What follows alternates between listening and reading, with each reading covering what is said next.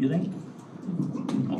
Okay, I call to order the Planning, Environment, and Development Committee meeting of March 4th, 2025 to order. We have a roll call. Carolyn? Here. Dina? Here. Paul? Here. Carl? Here. And I'm here.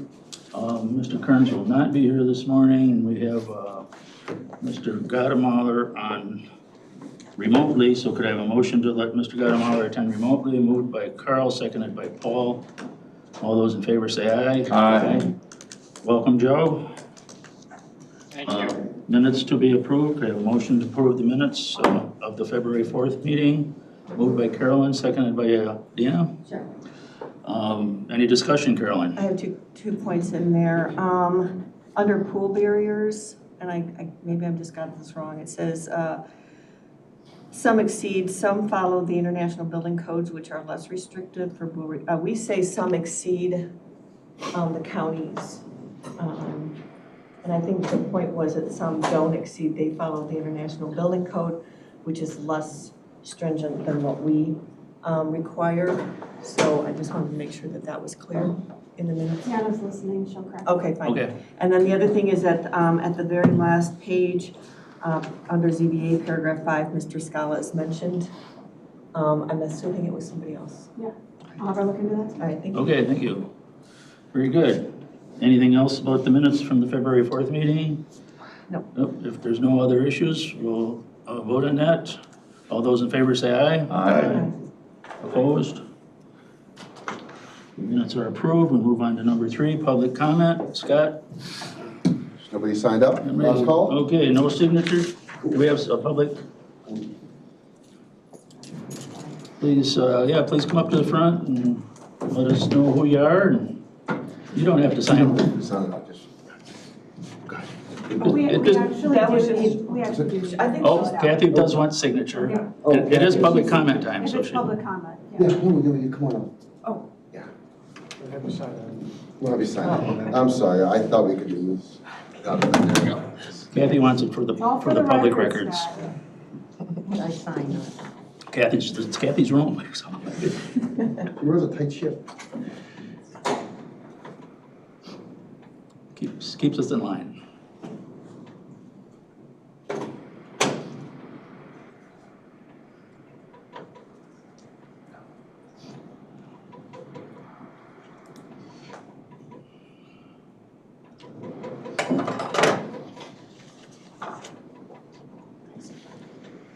Okay, you're the only one for public speaking.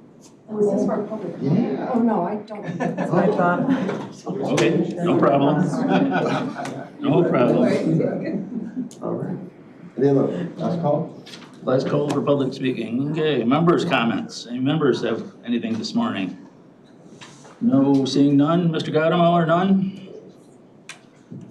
Okay, no members' comments. We'll move on to new business, which is the interview of William Kurnik for the Zoning Board of Appeals. Mr. Kurnik is on video, is that what I'm seeing? Okay. Yes, I am. Okay. Welcome. You're currently on the Board of Appeals as an alternate with the term expiring in 2027, and you're applying to be an alternate to the extended term that goes until 2028. Correct. I'm applying for the position of first alternate. As second alternate, I'm essentially in a fallback position. Correct. Okay. The position of first alternate has been vacant since Mary Donner was appointed as a full member of the board. I believe I'm well qualified to continue as a board member and to be the first alternate.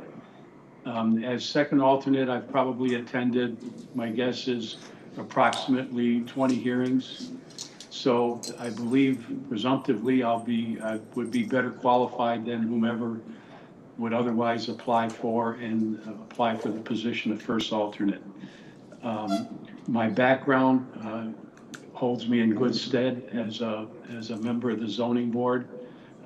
When I lived in Arlington Heights, I was the chair of our zoning board in Arlington Heights for perhaps 10 years, a board member for 15 years. My background is, my undergraduate degree is in mechanical engineering. I worked as an engineer for 4 years. Following my graduation from law school, I've principally defended public entities and their officers and employees in civil rights litigation. As a litigator, I've been involved in matters related to zoning. For example, I've defended a downstate county when non-participating landowners challenged the decision of the county to allow a special use for a 150-unit wind turbine. I think my background held me in good stead at a recent hearing involving a batch cement plant, where I was able to, based upon my experience as a litigator and as an engineer, to cross-examine the developer concerning the sound expert's report. I believe that based upon our failure to recommend that aspect of the land use be granted, I believe the county board essentially concurred in our decision not to allow the batch plant recently at a hearing, I want to say in the last couple of months. For what it's worth, our chair, Lene Kustra, has said it's not right that I should not be the first alternate, and in fact tried to amend the rules, but was told that that would be contrary to statute. So as a result, I'm here asking the board for appointment as first alternate to the County Zoning Board of Appeals. If there are any questions. Okay, thank you very much, and I'm certainly glad you're applying for this.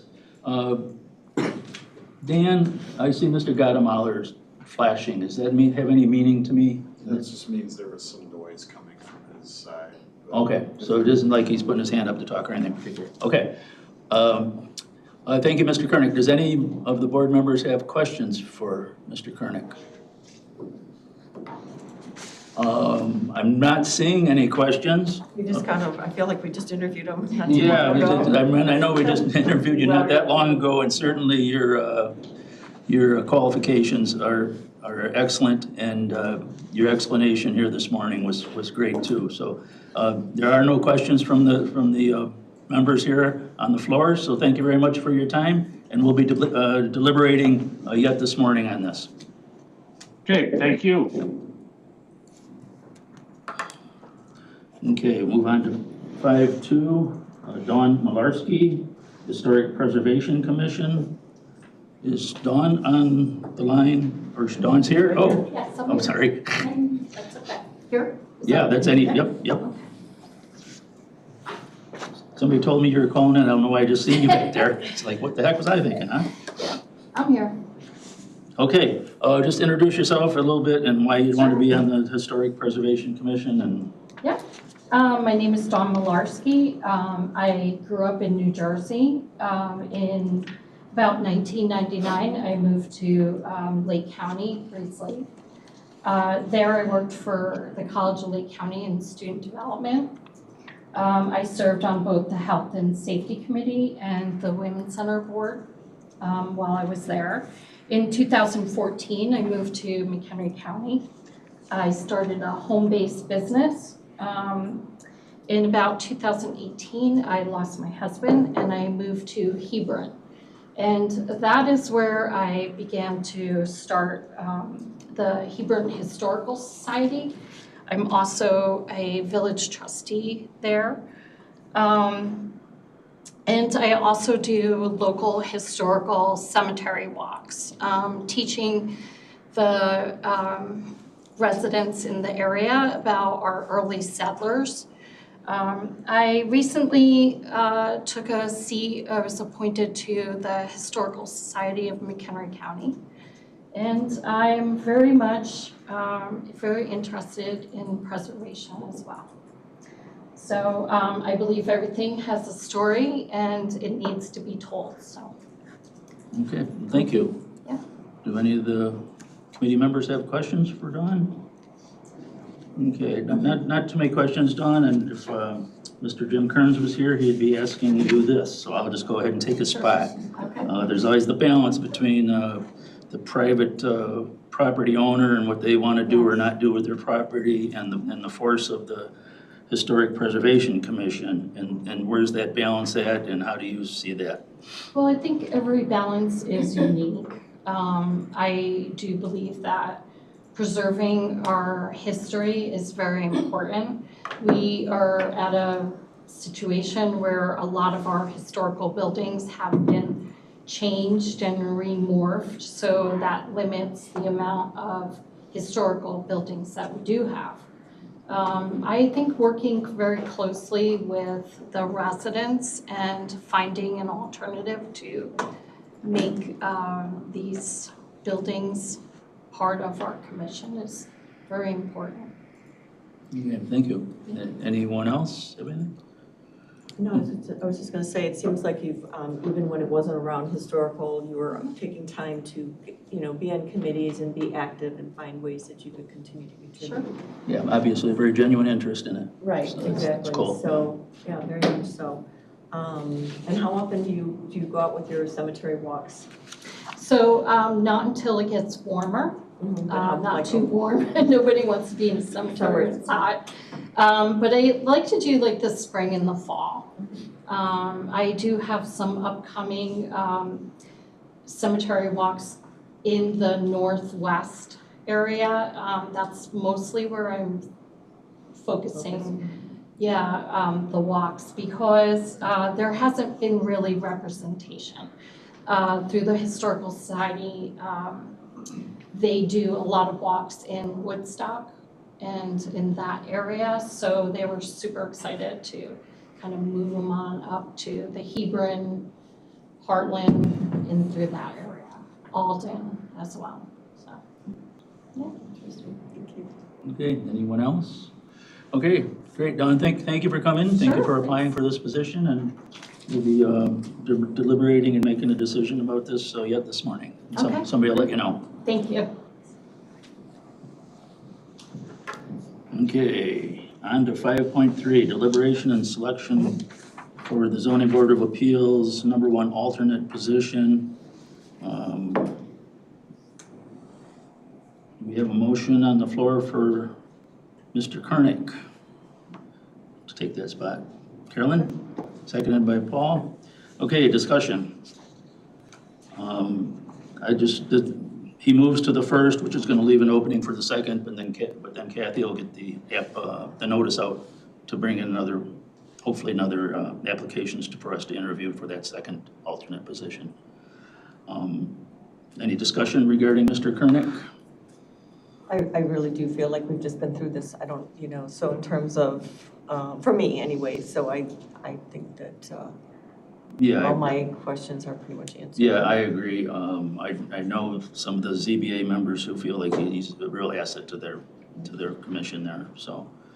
Okay, if there's no further discussion on it, we'll go vote to recommend this to the chairman of the board to move to the county board.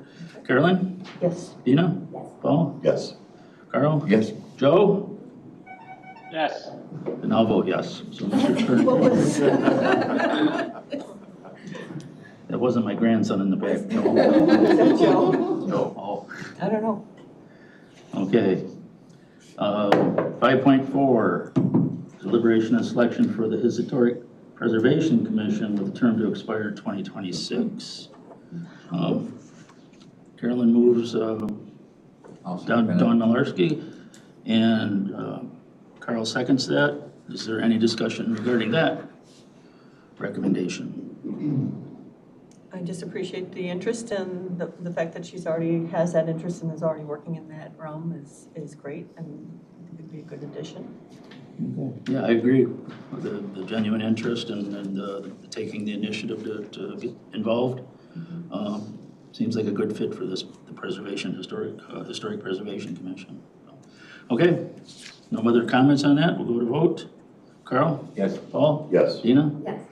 Carolyn? Yes. Joe? Yes. And I'll vote yes, so we'll move that forward.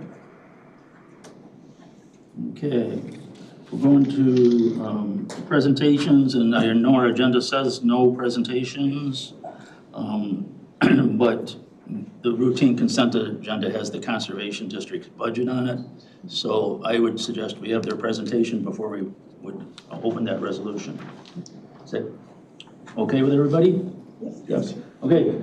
Elizabeth, if you would like to come forward with whoever from your staff and introduce everybody, because there's some new members here that haven't met them, I would suspect, and go ahead and move forward with your presentation. Good morning. Welcome. It's great to see everybody here. Thank you so much. It actually is, today's Fat Tuesday, is it not? Mardi Gras Day? Is it? Right, is it? Fat Tuesday. So I didn't bring any treats, I'm so sorry. But we're here to present the Conservation District's budget to everyone. Elizabeth Kessler, I know many of you, and those that I did not, I had an opportunity to meet this morning. I serve as the Executive Director for the McHenry County and have had the honor and privilege to do that and serve in that role since 2006. So every year we're up in front of everyone here, and so some of this may be repetitive, but thank you for your time. I also would like to introduce the team that's with me this morning. Andy Dialek, who's joined me up front, he's our Director of Administration and Finance. And then back with us, we have our Board of Trustees, Chris Dahm, who is our Board President, Lloyd Everard, who is our Vice President of our Board, and Bonnie Leahy, who is a trustee, as well as our executive staff. I've got John Kramer, our Director of Operations, Planning, and Public Safety, and then we have two new team members that have joined us this year, rising in our succession plan. Gabe Powers, who is our Director of Land Preservation and Natural Resources, and Caitlin Martinez-McWhorter, who is our Director of Education and Marketing and Education. So hopefully this will work here. So I've introduced here all the lovely faces. We do have 7 trustees, if I can sit down, or would you prefer that I stand? Yeah, no, go ahead. Okay. Be comfortable. Okay. Just easier for me here. So we have 7 members of our Board of Trustees, and you and this body here at the Planning, Environment, and Development Committee interview our trustees for our board.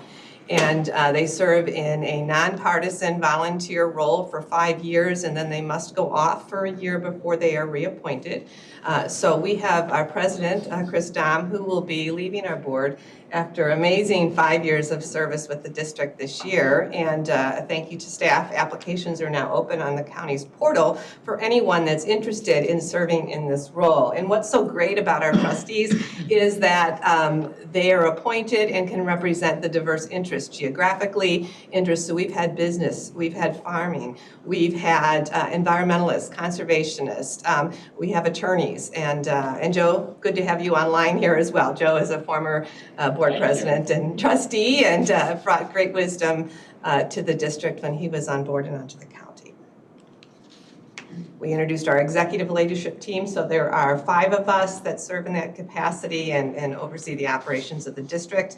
This is in the budget packet for you, just showing the distribution of our leadership team that we have here at the district and how we're managed. Obviously, the residents of the community, both the people in the flora and the fauna are who we respond to, as well as the county board that appoints our board and the budget. And then we've got a leadership team and a wealth of history on our leadership team. Total collectively 310 years of experience with the Conservation District, and if you add above and beyond that, all the experience that we bring in the profession outside of that to the table in our decision making each and every day. But we have seen a transition this past year, as I mentioned, our 2 directors, 40% turnover on our executive leadership team. So sustaining and ensuring that we have a strong workforce.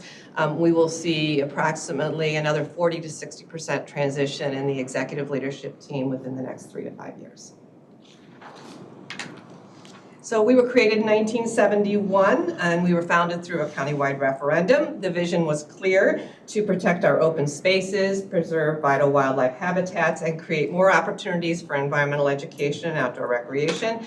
And we've been committed to ensuring that these public lands, water, and wildlife continue to thrive while creating opportunities for people of all ages and backgrounds to connect with nature through recreation, education, and conservation efforts.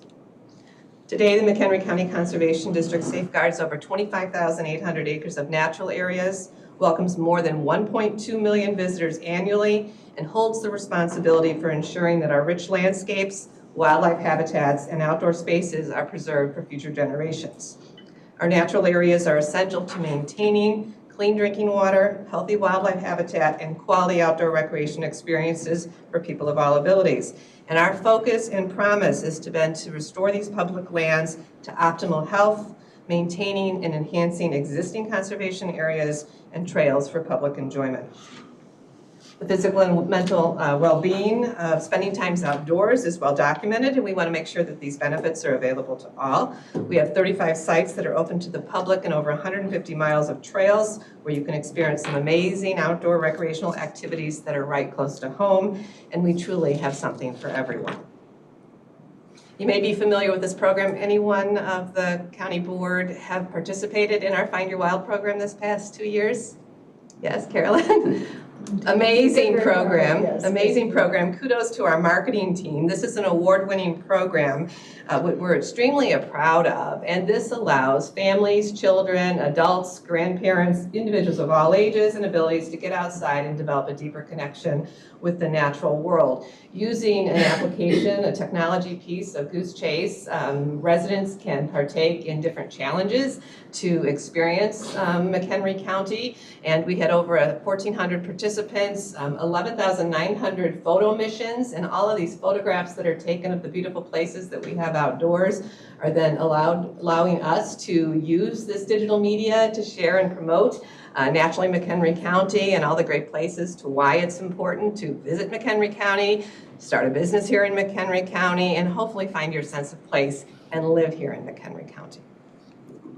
So again, this year was a little bit different. We're going to be starting our 3.0 version this spring, and you can get more information on the district's website.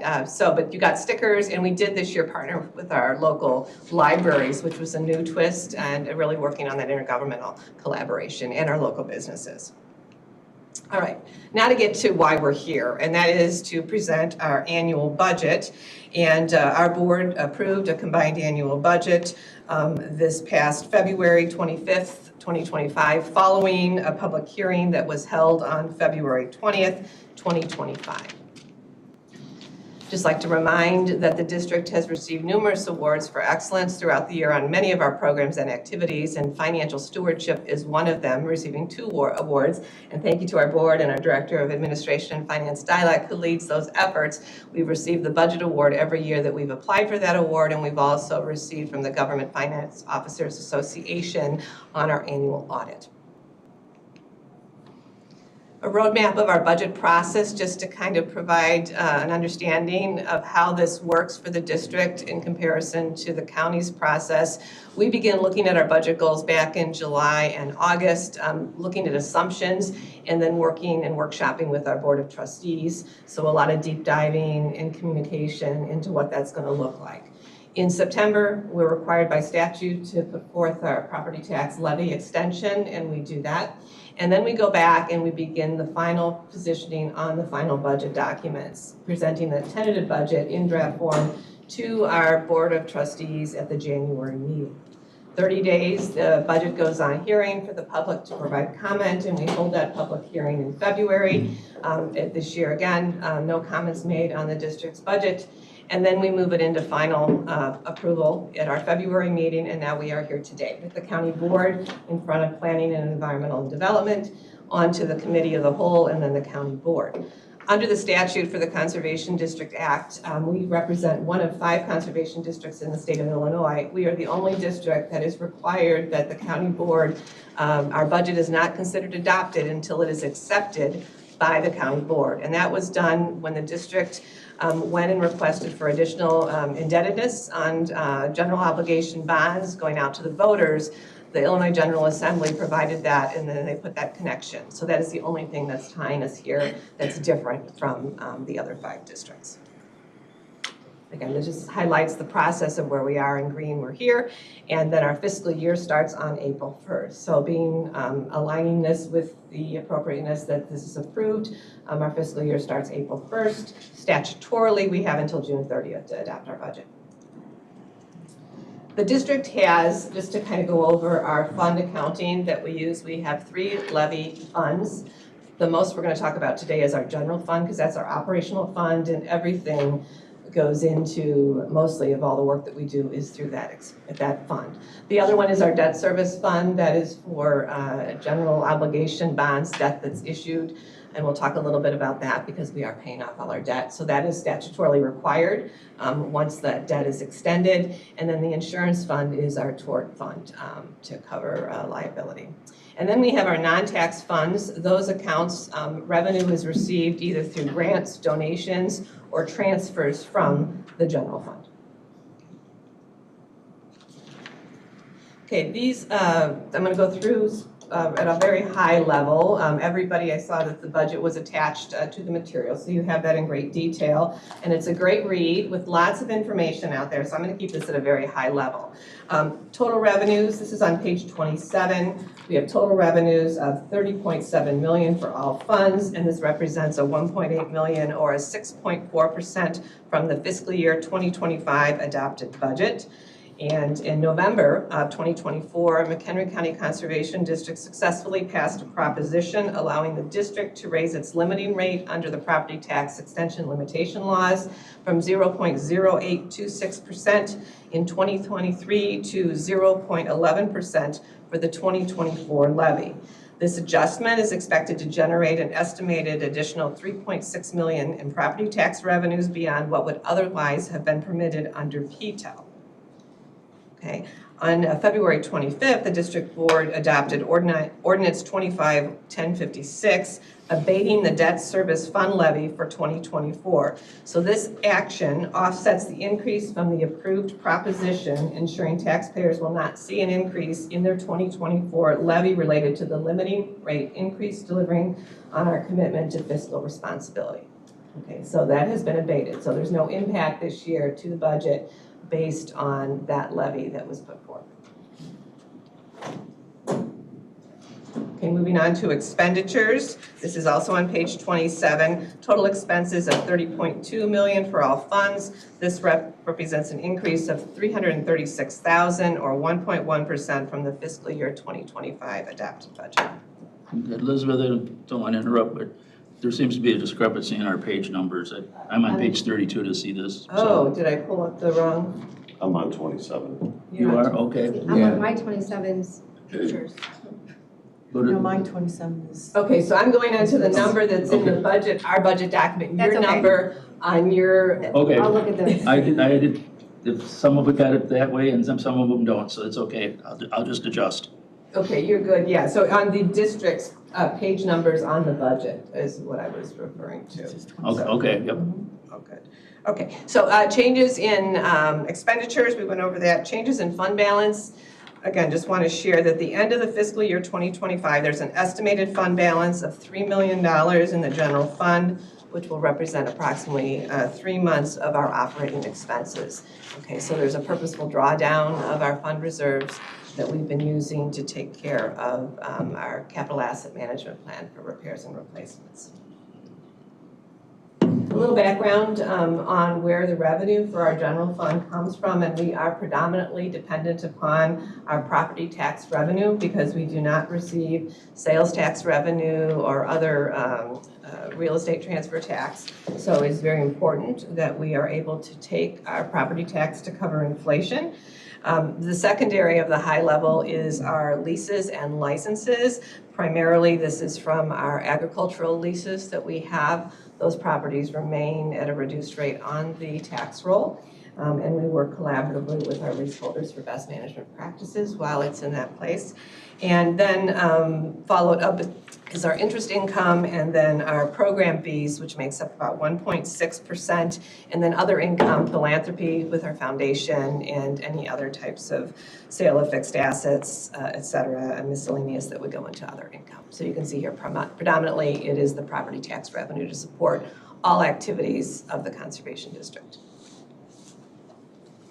Andy, not to put you on the spot here, but I just want to show, this is one of Andy's favorite slides, and you've seen it year after year, just telling the historical perspective of how the district has been exceptional fiscal stewards and making the Board of Trustees and staff very conscientious on impact to the residents here in McHenry County and making difficult choices year after year. And so this just shows that what we have not taken that under the statute that we could have taken if we fully extended our levy annually and applied that. And so one, it tells the story, it shows great fiscal stewardship, but it also shows the amount of deferred maintenance that we have backlogged because we have not taken those additional increases. And so that was one of the big efforts with the property tax extension, timing this with our proposition question that we did our work, we were responsible, thus got the approval by the voters that the debt's going to be paid off.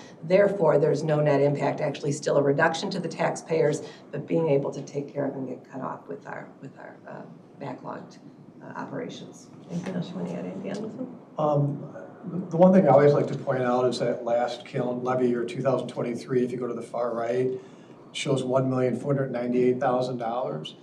That's the amount of annual tax levy capacity we've given up. So had we taken the full levy in this levy year 24, we could levy another $1.5 million, which is a major impact for the district.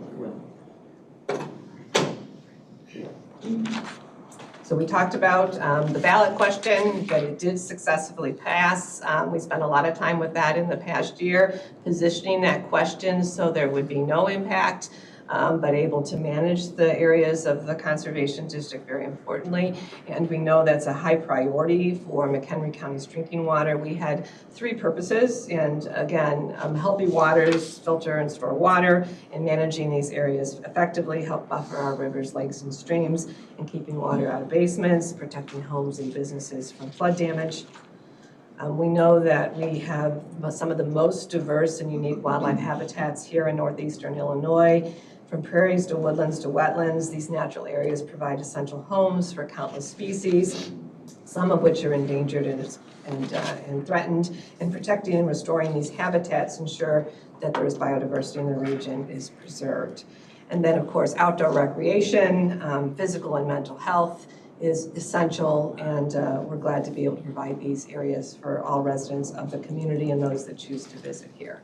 So we talked about our promise, and this is again just to reiterate what the board and staff have done and to the residents. And so therefore in 2026, our debt is paid off entirely, and all the taxes are set to go down by 60% with the retirement of those general obligation bonds.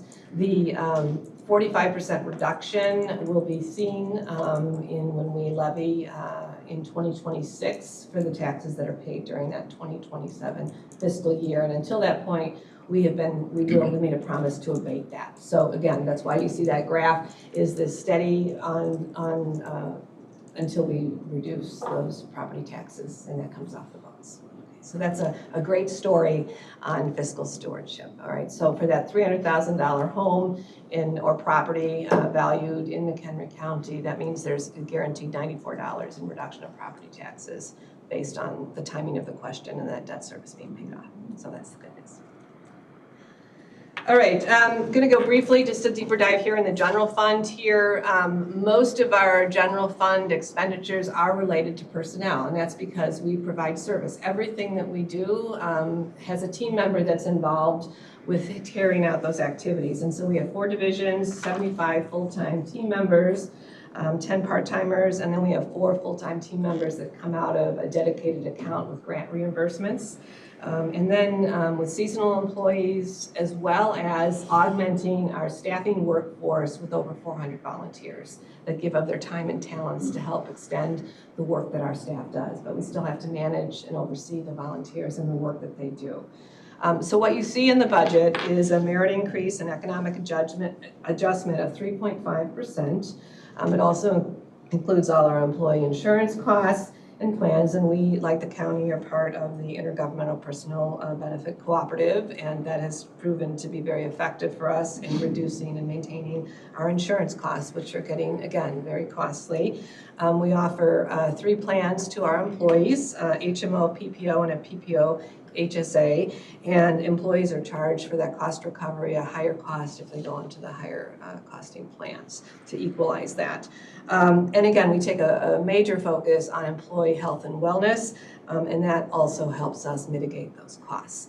We have 2 collective bargaining groups with the Conservation District, our Local 150, which is our park rangers in operations, and we are currently in negotiations with that group. And then we had just finalized our Fraternal Order of Police for our law enforcement team, and their contract will be expiring just within a year. It took them a while to get that negotiated. But ultimately, again, those contracts are in place, and again, shows the district's efforts to be fiscally effective in our negotiations and what we offer to our team. This really shares and tells another story that we use year over year you may be familiar with, and that just goes to the operating capacity of full-time equivalents of staffing to acres that are managed by the Conservation District. And we have consistently prioritized fiscal responsibility, operating under a conservative financial management approach that ensures taxpayer dollars are used efficiently. We've streamlined operations using tools and technology, and a great report, if you would like to read, as we had to do that efficiency report last year and file with the county. And that document does also highlight all the partnerships, all the effectiveness, all the tools that we've used to really mitigate where the district has been financially. So this shows that the acreage of land managed, a lot of times there are perceptions that the district has been picking up many more acreage, and in fact that is not the case. The district has been pretty much flat on the growth of acreage, but we still have to manage that. And then this also shows that our staffing since 2013 has actually had a decrease of about 5.3% in the full-time equivalent positions, just again reinforcing our commitment to lean operations to take care of what we do. If you compare the Conservation District with our neighboring Forest Preserve districts and the land acreage that they manage, our ratio of staff to acreage are very much sized. We have less staff responsible for managing those acres than they do in those surrounding counties as well. Our capital expenditures, the budget for fiscal year 2026 out of the general fund does include $583,540 for capital outlays. This is a decrease from the prior year of $864,860. We have $25,000 of reappropriation for office furniture, building improvements, and heavy equipment and trailers that did not get purchased or will not be purchased in the current fiscal year. And then we allocate $100,000 for unanticipated expenditures, not knowing where things will go, and have that flexibility held by administration on the board should something need to be called upon, and we can make adjustments throughout the year. This is very difficult to read up there, but ultimately this is the comparative summary of the budget that you have in front of you, showing the revenue within the general fund, how it is allocated, showing that the different areas that the revenue is coming in, as well as the operating expenses, personnel making up 79% of the budget, with contractuals and commodities about 21.1%, showing the reserve spend and the transfers over, ultimately bottom line of where we are planned for the next upcoming fiscal year 2026. We talked a little bit about the debt service being paid off in 2026. So as of March 31st, we will have $28 million outstanding. This is including the 25.9 of the voter-approved obligation bonds, and then 2.3 million of outstanding debt certificates that was used to take care of land acquisition on the retirement of an installment agreement. Briefly talk a little bit some of the capital projects that are funded out of grants or out of donations or transfers from the general fund.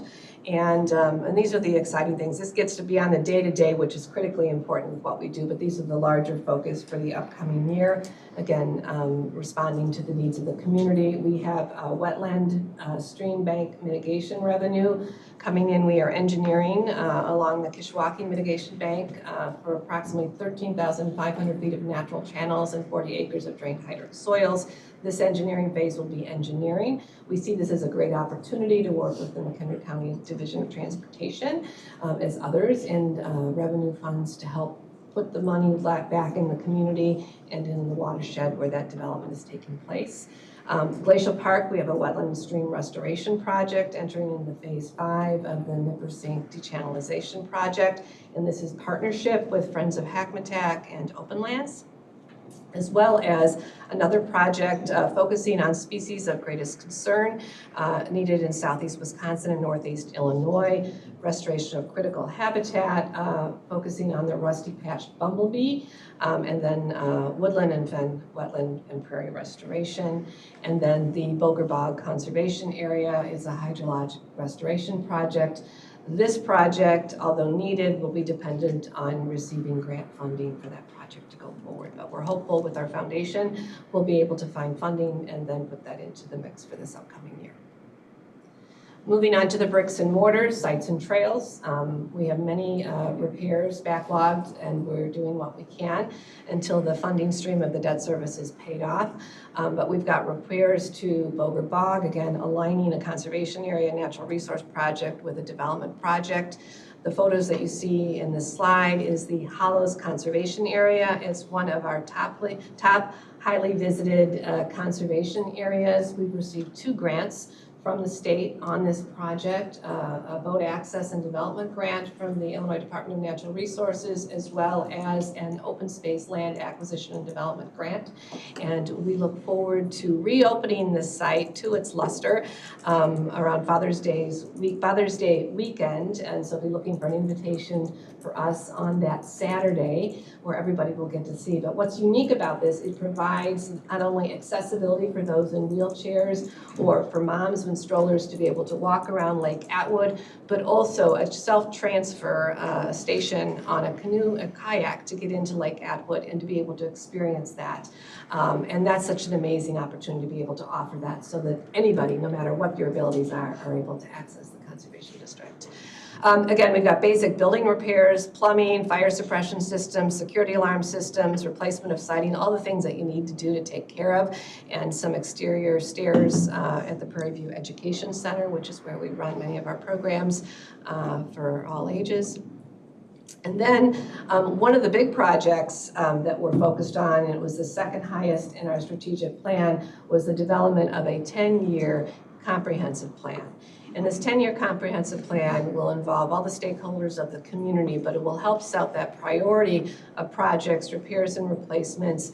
We have our capital asset management plan, but this will allow input of priorities when we go into a site, allowing residents to see what other things would they like us to make those necessary improvements and adjustments on. So that 10-year plan will set the district up well, and we're just starting that process. And then we have improvements to the Prairie Trail. Another project just to highlight is a great effort by our operations team is wayfinding signage. And we're working with the McHenry County Division of Transportation and County Planning as well to be able, along the Prairie Trail, design a planning effort to connect with the communities, the business communities, as you ride the trail. And finding your way along, for us, it may be just native and natural. For others, to make those connections of on and off and how to find your way, critically important. So we're really excited about that collaborative project that has been funded as well through grant funding. Road repairs, parking lots, again, nothing really exciting there, but critical infrastructure that needs to be taken care of so it's done cost effectively. And in closing, I just want a few things I do want to say. I do want to give a plug for the McHenry County Conservation Foundation. That is our philanthropy partner that assists the Conservation District in advancing our work. They help us obtain grants to do and care for our projects. They help elevate other projects that the district has that our operating funds cannot do on their own, and it involves and engages the community. And so we are a great supporter and very thankful to all of our board of directors who also serve in a volunteer capacity on our foundation to raise that philanthropy funding for the Conservation District. And then I'm happy to answer any specific questions that anyone has, and I thank you for your time.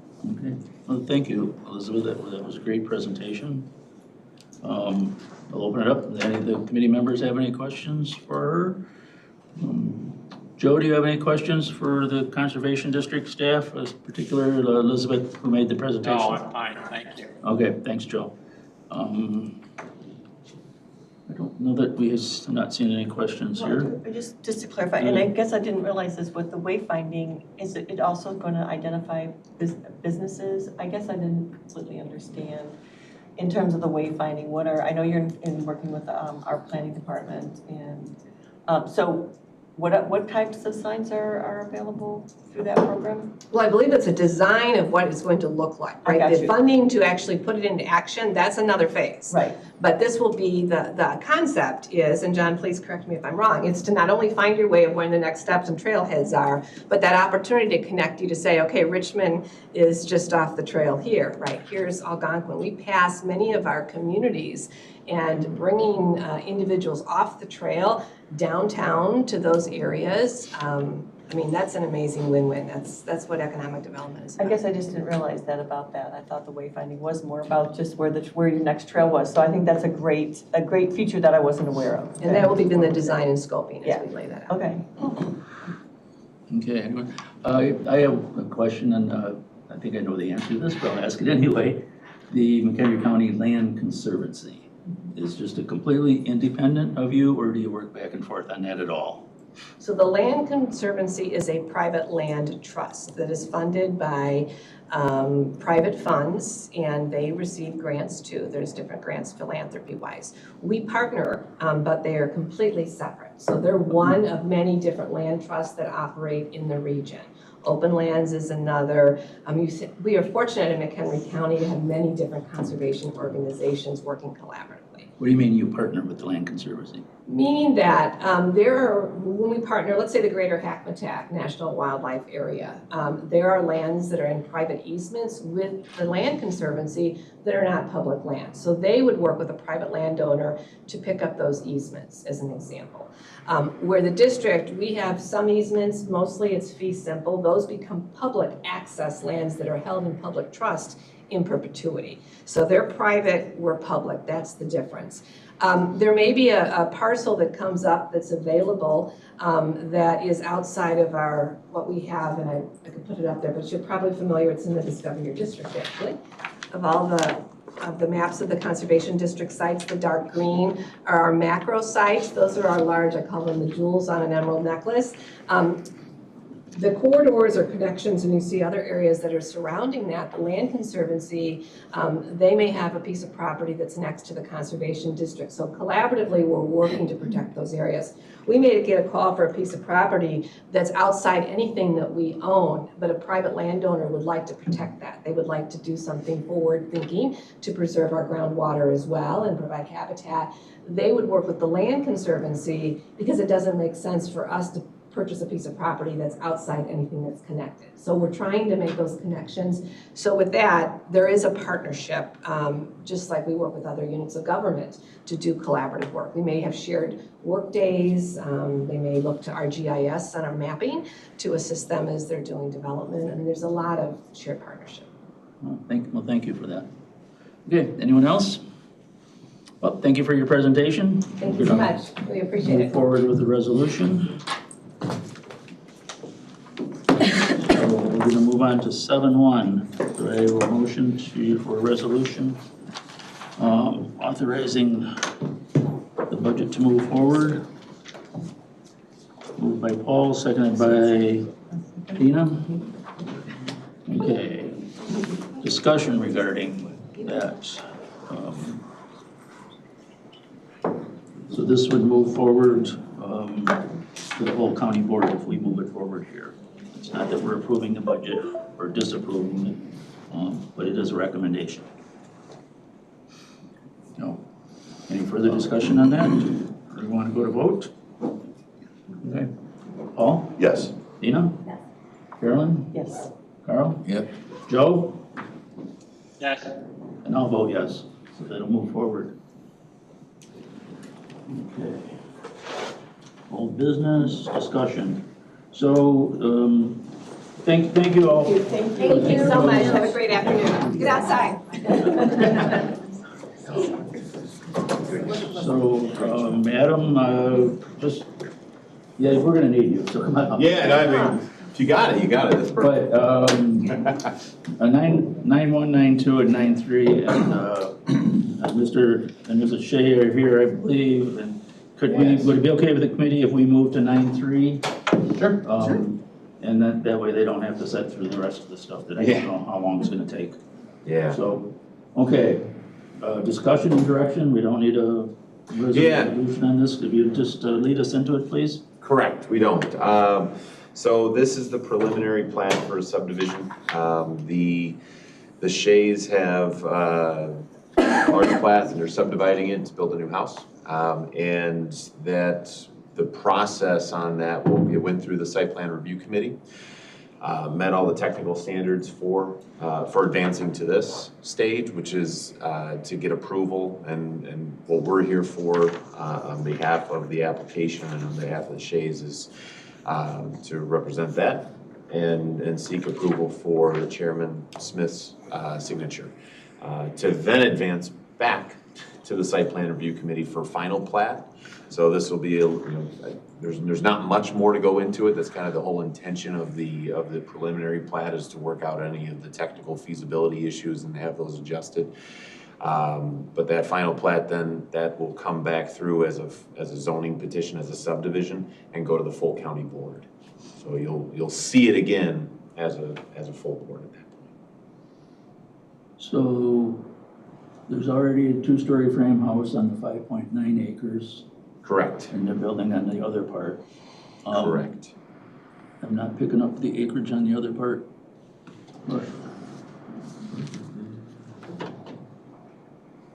Al, do you happen to know the acreage off the top of your head? I could maybe calculate. Well, We're gonna need a compass. Yeah, it's a little irregular, but the bottom line is it meets all our standards too. It does meet our standards, yes. And this is only one new house that's going on this? Correct. Is that correct? Correct. And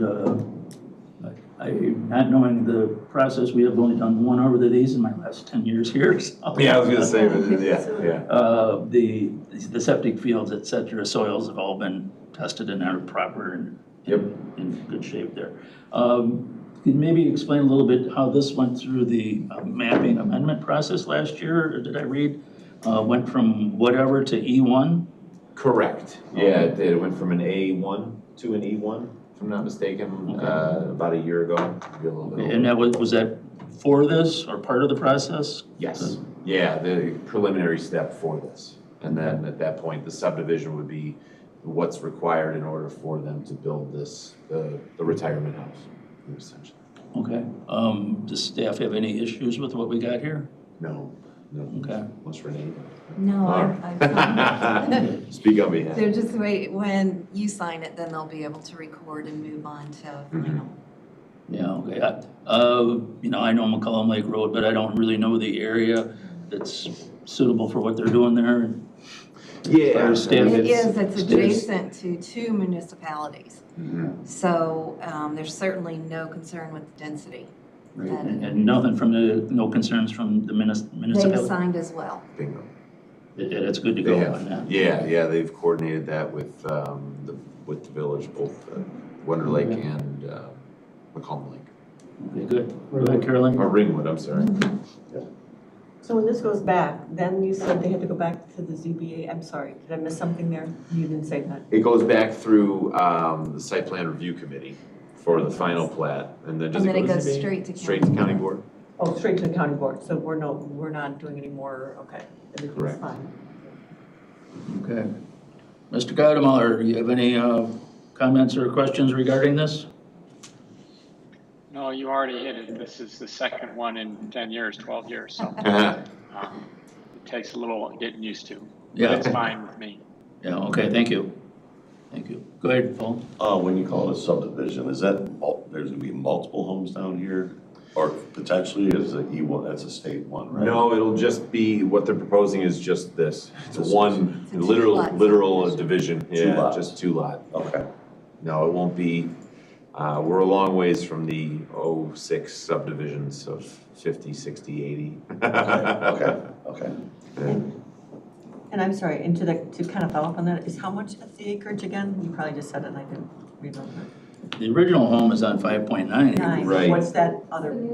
So lot 1 is a little bit over 1 acre, and lot 2, where we want to build our Our house is a little over 4 acres. Okay. Oh, so 5 altogether. So the 5.9 is the total? Got it. Yeah. So I was reading that wrong, and that's why I couldn't find the acreage on the other one. Okay, makes I had sense. that too. I'm sorry, Paul, you might have had more questions. But the bottom line is on lot 1, it meets the road frontage and all the Correct. E1 stuff, so, okay. I don't think I have anything else on it. It looks appropriate to me. Everybody good with it? Okay. What else we need to do besides sign it? At this point, that's it. Okay. Yeah, it'll come back for you, but yeah, at this point, Is this something that they're gonna leave for me to sign afterwards, or they need to take it with them now? I have it, I'm gonna run down and get it. But I don't need to sign it right now. I mean, we can do it at, We can do it after the meeting. okay, that'd be fine. Okay. I don't have any issues with it. Mr. and Mrs. Shea, if you have any comments or not, to go from here. No, it's just quite a little process to do such a little thing in my mind, but you have to go through the steps to. Yeah, it is unfortunate for just a two-lot subdivision, but when the rules are in place and it's, you know, it's a governmental process, we can't do nothing about it. So, okay, well, thank you. Okay, that's good then, right? yep. Okay, let's go back to 9.1. Amend the Title 16 and Title 5 county codes related to temporary use permits so we can have movies. Is that Movies. Yes. I Yeah, know about this. Hollywood East. Yes. Hollywood East. I got the phone call on this one. You got what? I got the phone call on this one. Did you? Uh-huh. Well, would be, it's for discussion, so what did you get a phone call? Yeah, what? Oh, okay. So they're from California. This is because I don't know how many movies are coming through, but, Yeah, okay, so they're from California and they are using a property off of Justin, I believe. Wait. so there's two. That one is Chicago Fire, or one is Chicago PD. They filmed there for that one. The other Okay. one was on Collins and Franklinville. That's the Netflix. That's the Netflix. So they're making a movie. I know about the movie. Yeah, But they needed to have a permit or something that we allow so that they can make the movie. mhm. And so we were getting, District 5 was getting phone calls because I believe it's in their capacity. Yeah, so we don't have, it was a total square peg in a round hole. And we had it come up a few different times over the years, and the folks complied with it, or you all saw it. Nicest, yeah, there was, this was maybe 6 months ago, so maybe the new members, you didn't see it unless you were watching those meetings, but they were doing essentially a survivor event, and they needed variations from some of the requirements, and so they sought out those variations. Ultimately, they withdrew their application and went to another municipality to do the film. This, fast forward, these applications came through, and same thing, it kind of broke down in terms of some of the technical requirements and the duration of the actual operations. And that's when you all got the calls. So, and justifiably so. I mean, it got us here, and it started the conversations, and this is where they have resulted into an offering to the county board where if you'd like to see these occur, then this would be from a procedural standpoint what we would recommend and be able to support and carry out in terms of the permitting. So all in all, this concept initially started with just moving and creating with the administration of film production ordinance or a policy that would set the guidelines for it. As we worked through a lot of the different intricacies on it for this temporary use, it kind of became obvious that not only should we maybe move and suggest that we move those temporary uses for film production into business licenses and out of the UDO, maybe we move all of the temporary uses. And what's that? Renee was looking back at what was going on. Oh. He's with me. Yeah, he's accounted for. Straight kid, wondered. So, and the reasons for this are multi-tiered, but really to give a little bit more flexibility in terms of enforcement and maybe even allowances in the future as different petitions come up. If they get moved from the UDO to the business and regulations chapter under the Code of Ordinances. And the primary one is if and when we want to tweak something like we did previously with rodeos and concerts, and those would have to go through a public hearing process. So it's about a 90-day process. That was my question, It's an so- extensive process. And then the penalties for violating that are very prescriptive in the UDO.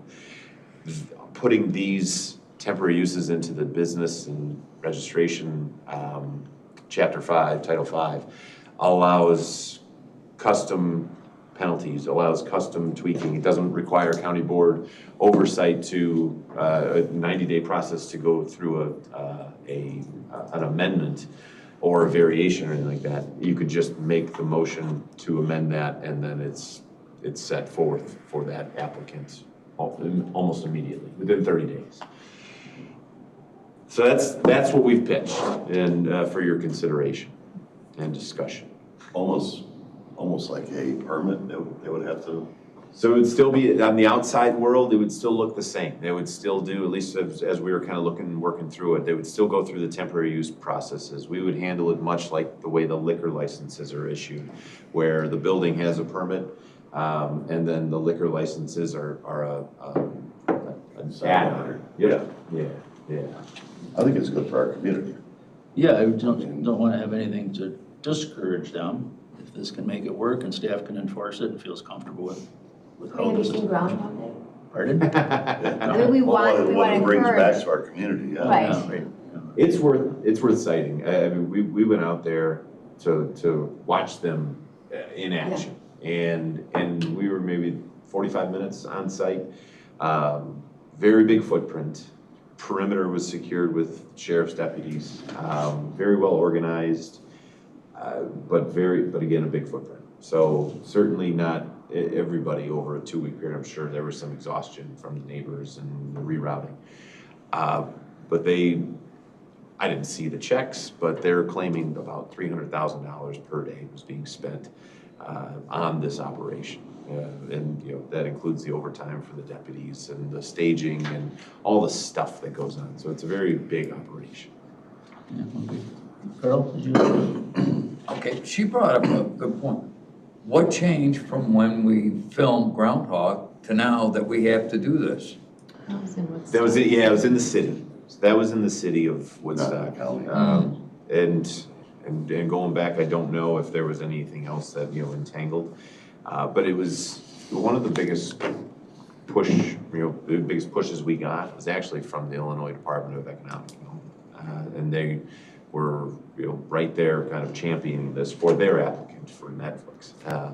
And that's maybe another source for some of the, hey, this is a good thing. It's And common to even have. back then, the UDO wasn't in place and things have changed a lot on our end. So. It's very common to have a film permit. And when I was looking at the different municipalities in the Chicagoland area that have them, their fees range from $1,000 to, I think, Western Springs or somewhere it was like $25,000 to get a film permit. Scott's raised his hand. What's up, Scott? Yeah. I just want to say, this is it's a two-step process. We're going to extract the temporary uses out of the UDO so we can have more of a permit process for the film. The film permit is actually under development. We anticipate it coming before you for first review next month. We're working feverishly on that. But that's really going to do a couple of things. First off, it's going to express the intent that we want to encourage filming in McHenry County. As mentioned, Groundhog Day. County, we get a lot of mileage off of Groundhog Day. We have a lot of visitor-based economy built on that. So we can hope that would continue. So really the intent is to encourage, to provide a landscape in which film can really occur in McHenry County. But we also have to be mindful of the impact it has on the properties, the surrounding property owners, traffic, and so we'll put necessary guardrails around it. So questions of what would be required from the film production, what some of the costs and fees will be. We really want to balance everything just so we to have that intent and encouragement offset by the appropriate protections for everybody else. So hopefully next month we'll have something wonderful to show you. I have a question.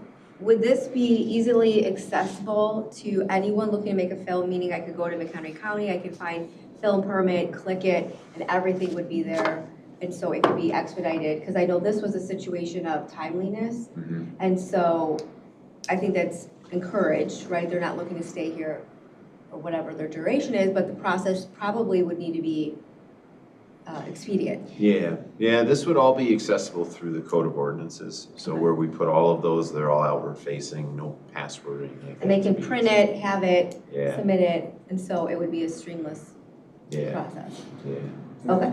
And it gives an administrative review process as opposed to having to go through that zoning process, which was what tripped up the previous film and why you had to do some temporary waivers on your UDO. We don't have to worry about something else falling into this category, or is it film specific? This one will be written very film specific. So as Scott mentioned, it's in progress. Why it's coming before you without that is really one of the main benefits of why it would go into the business licenses, is because once it leaves here, it would go through the ZBA and then out for an amendment. It would go through the amendment process. So it would be about 60 to 90 days. And by that time, the film production outline would be pretty hardlined. So they would marry up by the time this one's ready to be approved with the county board. Carolyn, did you have something?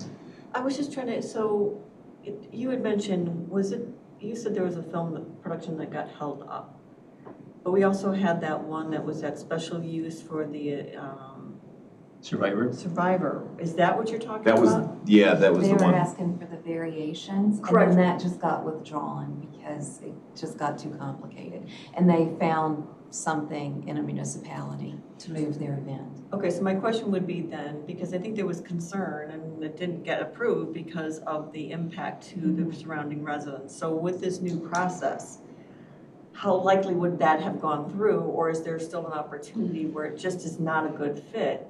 It's not a good fit. Go ahead. Thank you. The reason that it involves a change to the UDO as well is because we would still have the land use regulated by the UDO.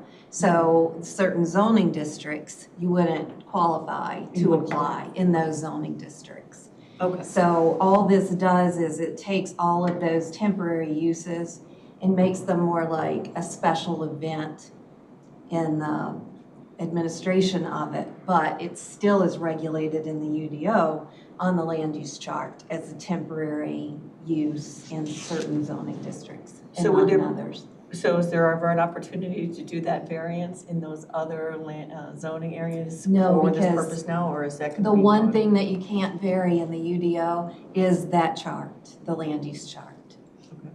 So there would be no opportunity to vary that, but this would be regulated more with a commission type. So if there were a variation needed, it wouldn't have to go through all the noticing process and ZBA and that sort of thing. They could appeal directly to the committee that has administrative duties over Title V. Okay. Can you show those procedural changes? And then the use charts on the in the back half of the attachment too. So if you sought it to go in there, I mean, we could install into those residential zoning districts, but then you would be inflating the likelihood for conflict. Paul, did you have something? Maybe elaborate on Carolyn, is like, since it's going on now, can you get feedback from the residents that are around it that have been impacted, and maybe that, there was certain things that that you just didn't agree with, or maybe everything just went really well? Oh, that's a great idea, and fleshing this out. Yeah. Survey them and see if we're missing things. Or suggestions, like. Did we get any calls, or?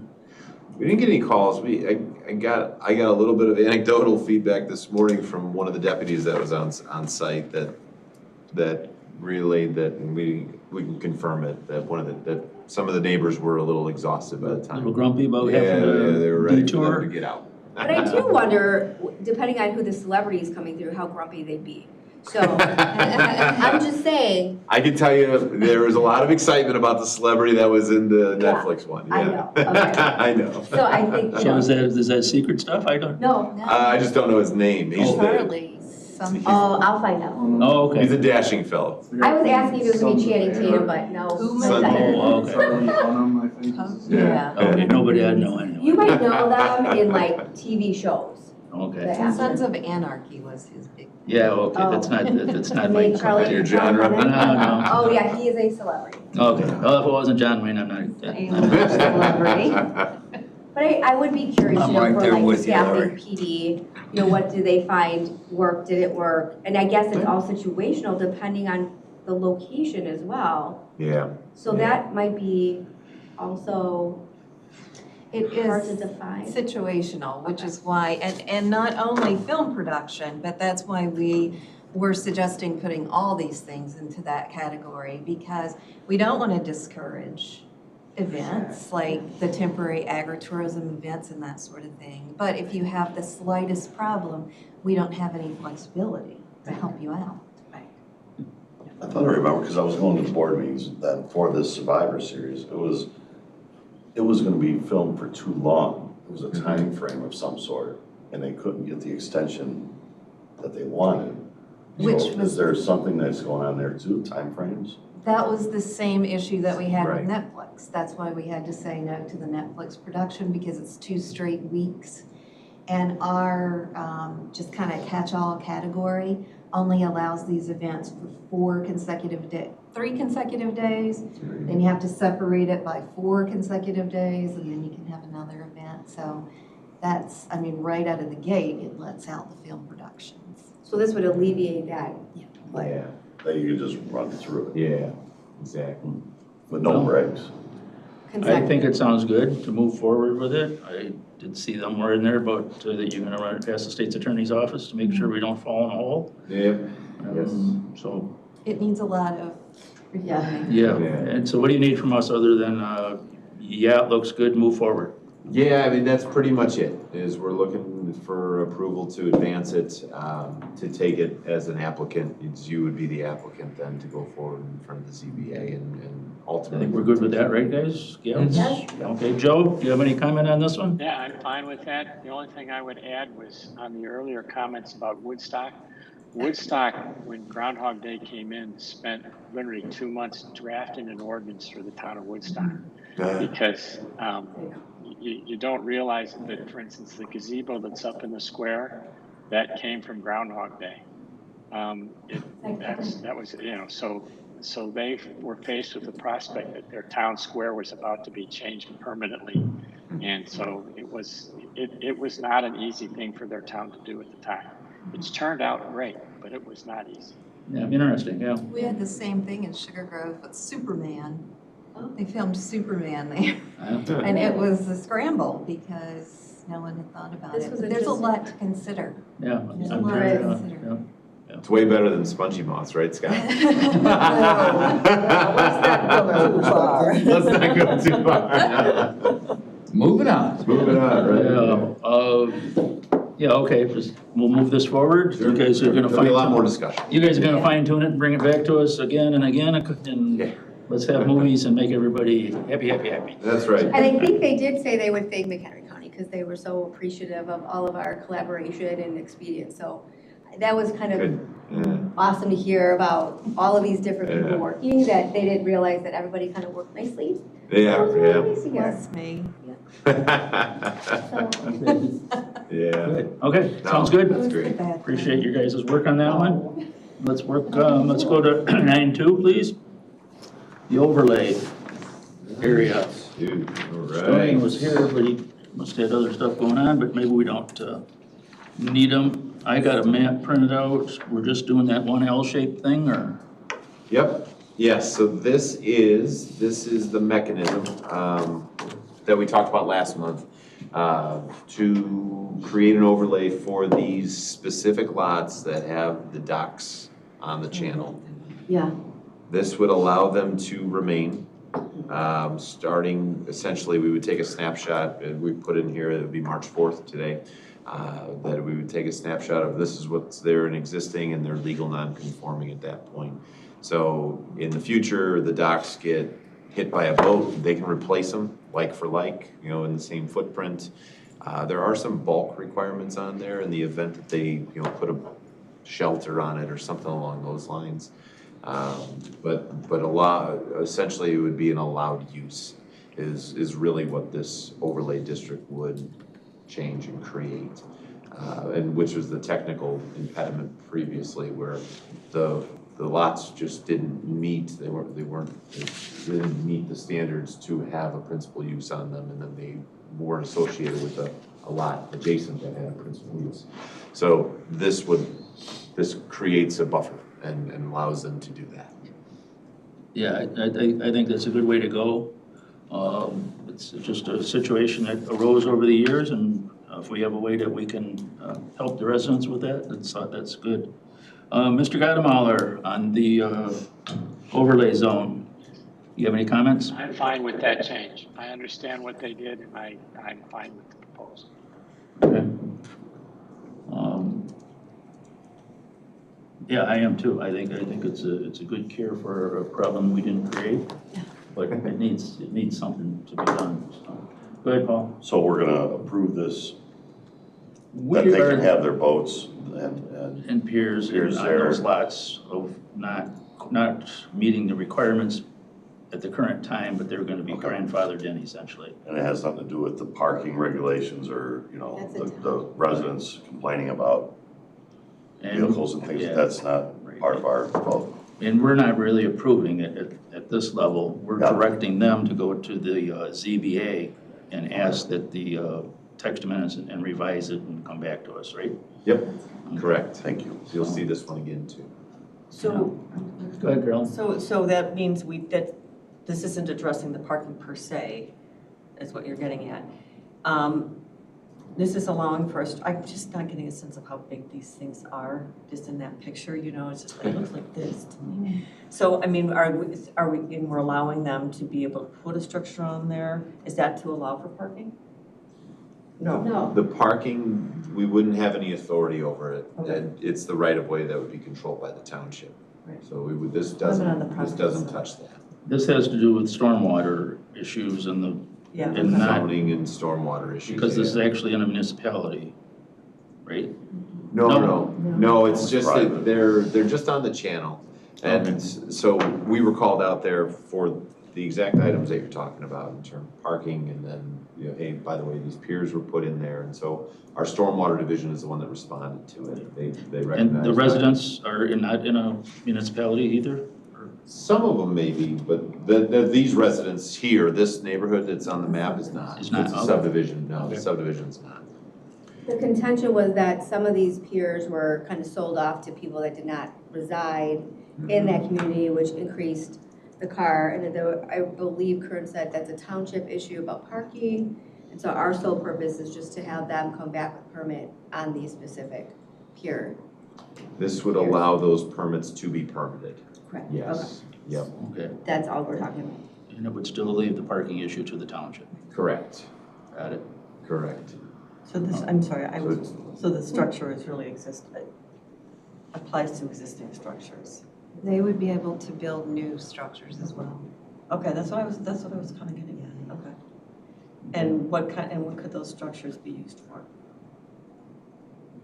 Boat piers, I mean, just to do it, I mean, Specify that. yeah, we didn't specify it, it's an accessory structure, I think is We what it just said states on here. accessory structures. Yeah, which. is Shore over water. station or a boat cover, Yeah. wave But runner. there's like specific, It's not just a dock, I'm saying that it's allowing for a structure on the property, it's not just a dock. So it could be, It is you got a feasible. height here of 35 feet.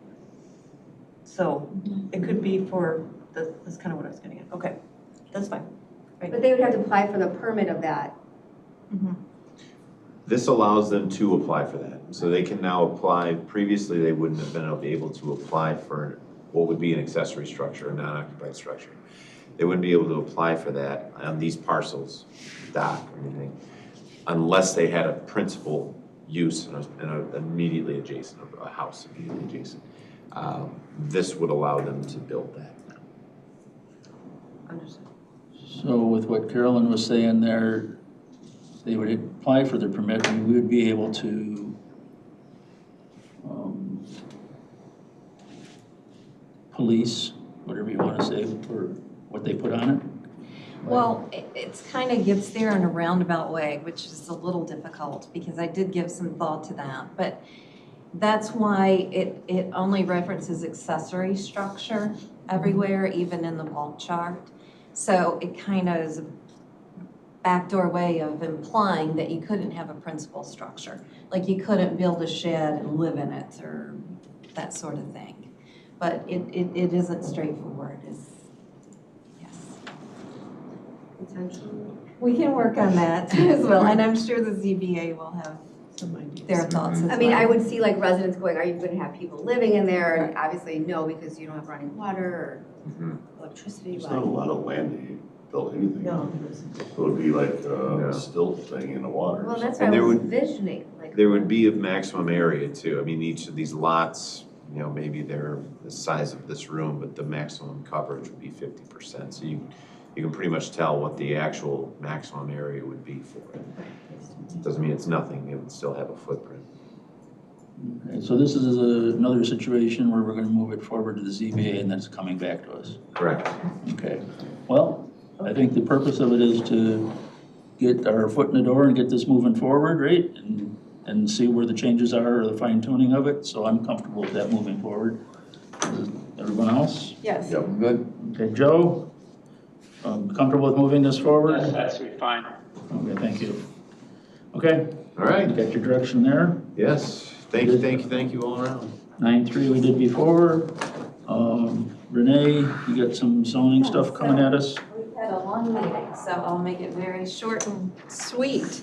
From that Here line, it is- looks sweet and short. There's nothing controversial on your docket this time. Okay. Put There's that in the a history books.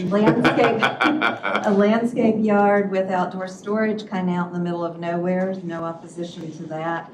There is a simple variation to do a 6-foot fence in a front yard, no opposition to that. And then some other residential rezonings, just to bring things into compliance with the ordinance, no big impact, and all of it is supported by the land use plan as either residential or estate, so. So that first one, could you repeat that, please?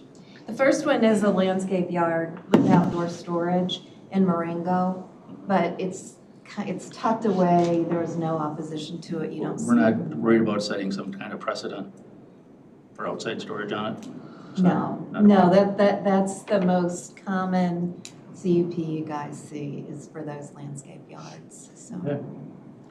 Carolyn, go ahead. I'm just curious, we normally see what they are, like in a It little. didn't attach to the agenda for some reason. I sent Yeah. it to you in an email. Oh, okay, wonderful, Oh. thank you. Yep. Yeah, no problem, I mean, it is obviously, Great. but I appreciate that, thank you. Okay, And then I just have one other thing. Yep. So, and I don't know how many other people saw this, but there was a comment or an email or something about the fact that people, when they get to some of these ZBA hearings, when there's a lot of people in the room, they can't hear. They can't hear the ZBA members, and they asked if we could do some kind of miking We've been- system. We've been gone talking. back to the mics, they have them set up for next They- time, we just yeah. got an email. Okay, so they are working on that. We recognize it because we've had some pretty big ones, not Yeah. to scare you guys about what's coming, but we've had some pretty well-attended ones. And you can't hear. Okay. When the rooms are all opened up, you can't hear from the back. great, Okay. great, okay, good. We're Glad to hear. looking also, Lake County ran into the similar issue and resolved it with some actual listening devices. So whether they're headphones, something that you would see maybe at an amusement park type, you know, listening assistance, your personalized sets. The primary issue that we've run into, talking with Greg, is the mics and the recording system and for the transcripts and all that stuff can interfere and cause an issue. But the mics, they will work for We that. used them before, Yeah. and then we just stopped working on Okay, them. well, Dan can figure that We out. tested this last week, and when we got the ceiling mics, that was when we started getting interference, and so we kind of moved away from using them. But now, if we have a large meeting, we just turn off the ceiling mics, and anyone who wants to speak has to use a microphone in order to be picked up, but we can do it. It's good if we have a little notice. I know that's not always possible.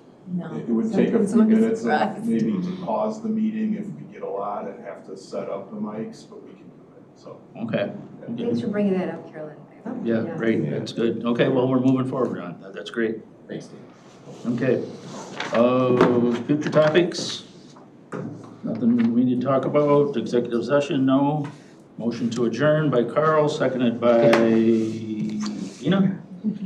All those in favor say aye. Aye. Okay, great, thank you, everyone. Thank you. Thank